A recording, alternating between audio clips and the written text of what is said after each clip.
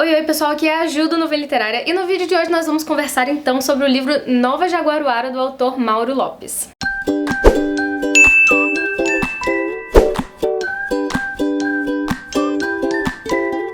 Antes de mais nada, eu quero muito agradecer ao autor por ter me convidado para ler esse livro e vir aqui contar pra vocês as minhas impressões. E também já queria pedir desculpas pelos barulhos que vocês possam ouvir por aí, porque hoje é domingo e tem um monte de criança brincando na piscina, então talvez vocês ouçam algum barulho por aí. Bom, e o livro Nova Jaguaruara então caiu em excelente momento pra mim, justamente dentro da maratona Hora de Perder o Medo. E é um livro de terror nacional que me surpreendeu muito. Vocês sabem que vira e mexe eu trago autores nacionais aqui no canal, como é o caso então do Mauro Lopes. E essa foi uma leitura que eu confesso pra vocês que me prendeu assim praticamente desde a primeira página. Eu li super rápido e queria muito indicar então esse livro aqui pra vocês, mas não se preocupem porque esse vídeo não vai ter spoilers. Eu vou tentar me ater ao máximo assim a sinopse, o enredo e ao que eu realmente achei da história, porque quando eu li esse livro ninguém tinha me falado nada, eu não vi resenha em lugar nenhum e isso foi a melhor coisa. Eu confesso pra vocês que livros desse tipo eu prefiro saber bem pouco e ir descobrindo ao longo da leitura. Eu vou deixar a capinha do livro passando aqui pra vocês, colorida, porque eu li esse livro em e-book, ele só tá disponível digital mesmo, mas pra quem é assinante do Kindle Unlimited, vocês vão ver lá que ele tá gratuito no Kindle Unlimited e mesmo pra comprar em e-book ele tá num precinho assim super bacana, apesar de eu ficar aqui sonhando com uma edição física desse livro. Mas vamos então à história de Nova Jaguaruara. É uma história bem assustadora, eu confesso pra vocês que eu não fiquei com tanto medo assim, não cheguei a passar nenhum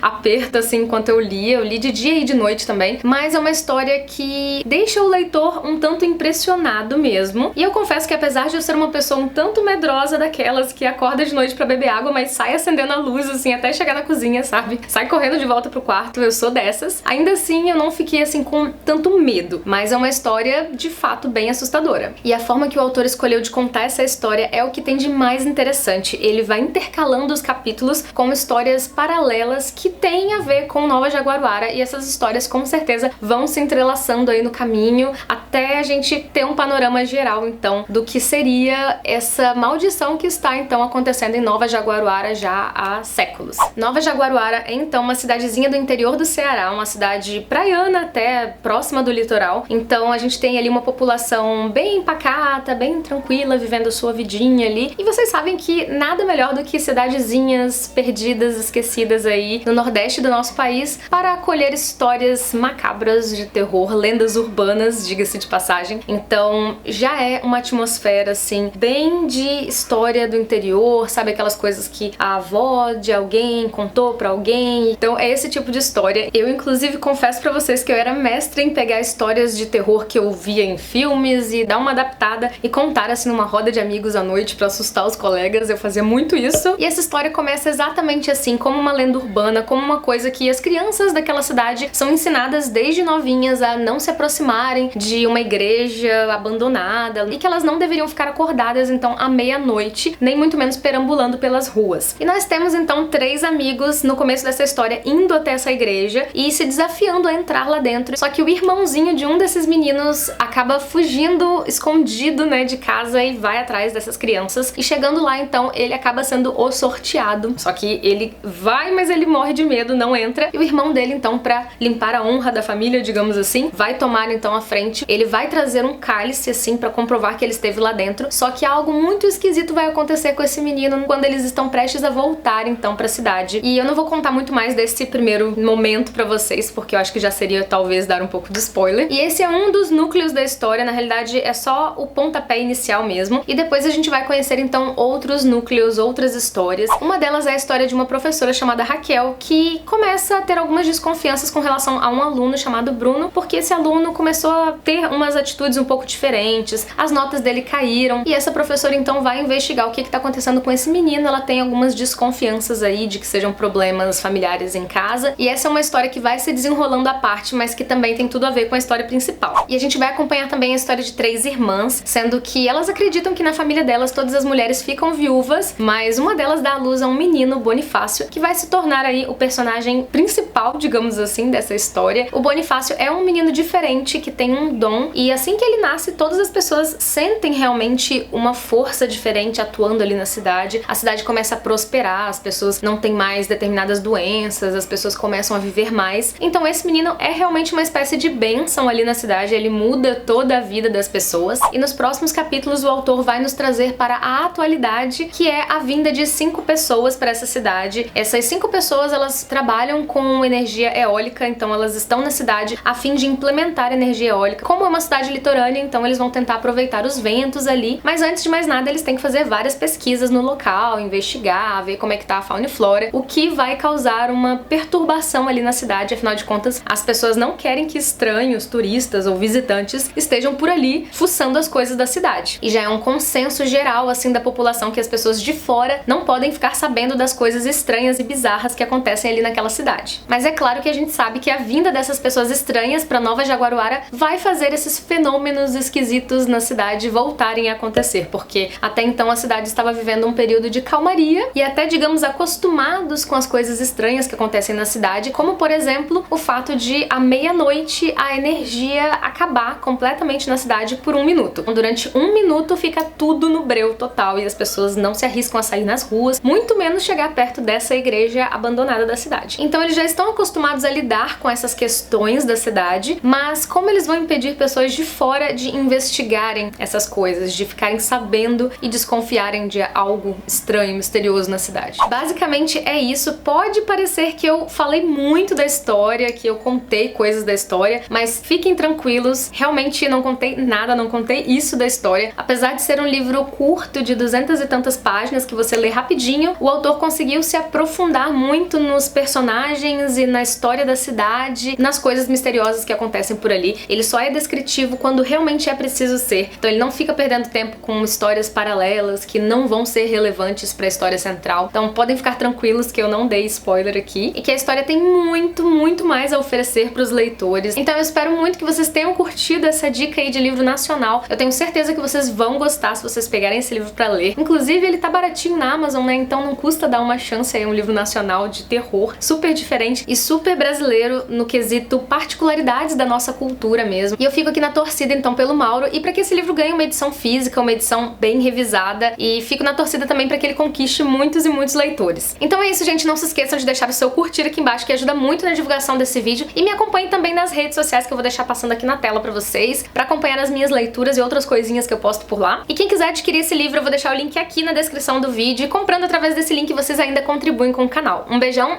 e vejo vocês no próximo vídeo. Até lá!